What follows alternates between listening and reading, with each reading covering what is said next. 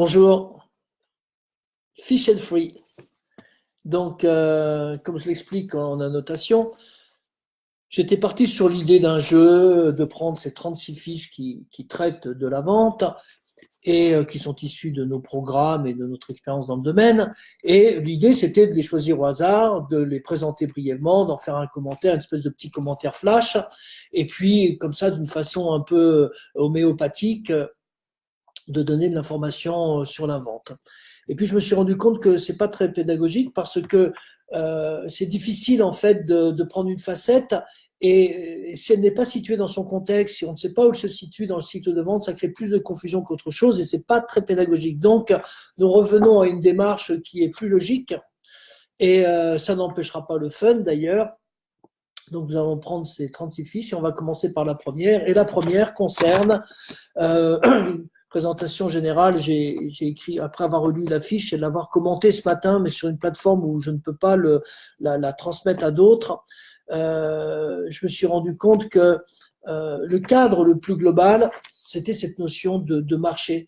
Et ce marché est constitué de deux forces. Alors, je ne sais pas si vous les avez identifiées ou déjà réfléchi là-dessus, mais ces deux forces, elles prennent naissance où? Eh bien, elles prennent naissance chez l'être humain.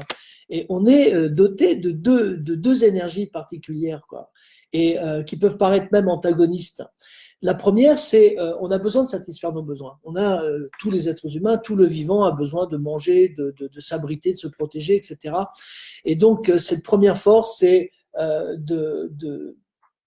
c'est une force d'attraction, en fait. C'est la demande, c'est qu'est-ce qu'on est prêt à faire et à payer pour pouvoir avoir quelque chose dans le sens de satisfaire mon besoin. C'est le besoin de recevoir, c'est le besoin de prendre et parfois même de prendre par la force lorsque c'est nécessaire ou vital. Donc, c'est cette première force, hein, c'est la demande, en fait. Et puis, vous avez l'autre force que l'on ne perçoit pas comme étant une force qui est autodéterminée. L'être humain, il a besoin de donner.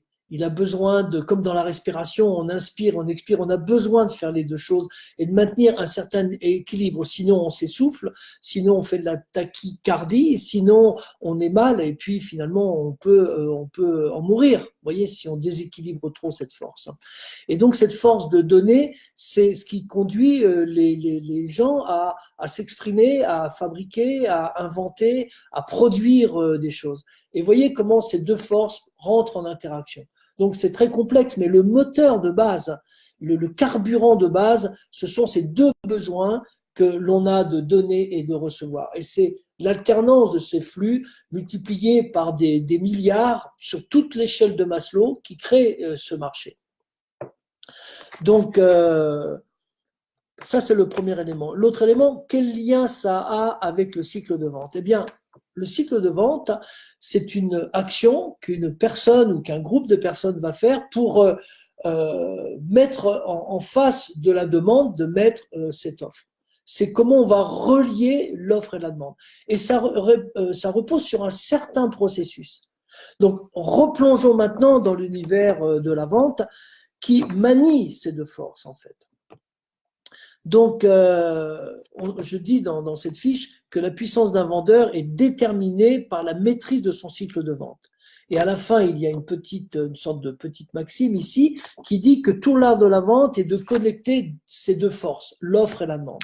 Et ça suit un certain processus. Donc, ce processus, c'est on a quelque chose à donner. Ce que l'on a donné a une certaine valeur. En quoi? Parce que ça va apporter quelque chose et ça va résoudre un problème. Voyez. Donc, basiquement, la connaissance de son offre, c'est de se dire à quoi c'est utile ça. Et on peut faire un travail, il y a une fiche particulière sur l'offre. Et donc, maintenant que je sais ce que ça peut apporter et qu'est-ce que ça va résoudre comme problème, je peux me poser la question du ciblage. La première grande étape, c'est qui est intéressé par ça? Qui est potentiellement intéressé par ça? Et ensuite, maintenant que je sais que grosso modo, tous les hommes à chapeau vert peuvent être intéressés par ça, eh bien, je vais commencer à rentrer en communication avec eux. Et je vais chercher à faire savoir qu'il existe quelque chose, qu'il existe une solution à un problème et le faire de telle sorte jusqu'à temps que des gens lèvent la main. Je fais une publicité, la personne envoie un coupon-réponse, comme on faisait autrefois, et qu'on peut toujours utiliser d'ailleurs. Et donc, je sais que cette personne a un intérêt. Je vais faire une publicité et je vais générer des leads. Donc, je vais générer des gens qui ont un intérêt à. Et c'est avec ces gens-là, normalement, que l'on devrait prendre des rendez-vous, qui est la troisième étape. Je vais prendre des rendez-vous et je vais intérêt à prendre des rendez-vous avec des gens intéressés et des gens qui ont le pouvoir de décider. Je dirais que c'est l'essence même d'un carnet de rendez-vous bien rempli. Et maintenant que j'ai un rendez-vous, eh bien, je vais rencontrer cette personne et je vais amorcer ce qu'on appelle l'entretien de vente.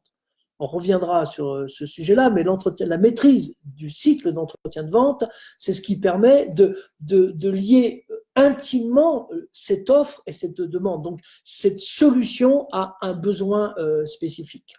Et nous verrons qu'il y a une certaine démarche pour pouvoir faire ça d'une façon intelligente, éthique et productive.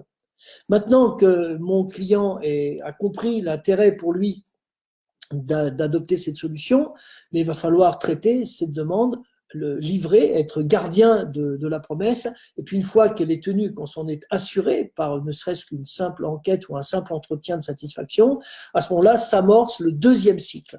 Jusqu'alors, on avait un cycle de personnes qui ne nous connaissaient pas trop, qui étaient des prospects et qui sont devenus des clients, et maintenant nous allons amorcer le cycle de fidélisation. Et le cycle de fidélisation, c'est la même chose. On a une cible de clients, et bien à l'intérieur de cette clientèle, on va cibler ceux qui n'ont pas le produit A ou le produit B.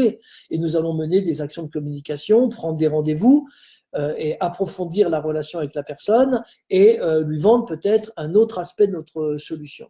Et puis on verra que la fidélisation, ça permet aussi de cultiver les richesses du client, mais ça c'est une autre fiche. Voilà, j'en ai terminé pour cette première fiche. Et donc l'idée c'est de parcourir ce cycle et de traiter chacune de ces facettes. Et nous avons 36 fiches pour ça qui couvrent peut-être, allez, disons, 60% du sujet au niveau intellectuel et qui ne représentera que 2 ou 3% en termes d'appropriation d'une donnée et d'une donnée au point qu'on puisse l'utiliser concrètement sur le terrain. Ça, c'est le domaine du training, c'est le domaine de la formation. Voilà, si ça vous a plu, si ça a un peu de valeur pour vous, faites-le moi savoir, donnez-moi des j'aime. Pour moi, c'est l'indicateur qu'il y a quelque chose qui réagit positivement par rapport à ça. Et puis, évidemment, si vous pensez que ça vaut la peine, eh bien, transmettez-le dans votre réseau.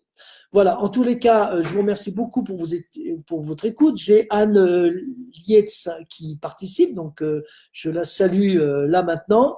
Je vous souhaite une excellente journée et puis dites-moi également aussi dans vos commentaires éventuellement quels sont les sujets que vous aimeriez traiter ou si vous avez une question particulière qu'on puisse y répondre. Voilà, je vous fais une grosse bise, je vous souhaite une bonne journée, à très bientôt.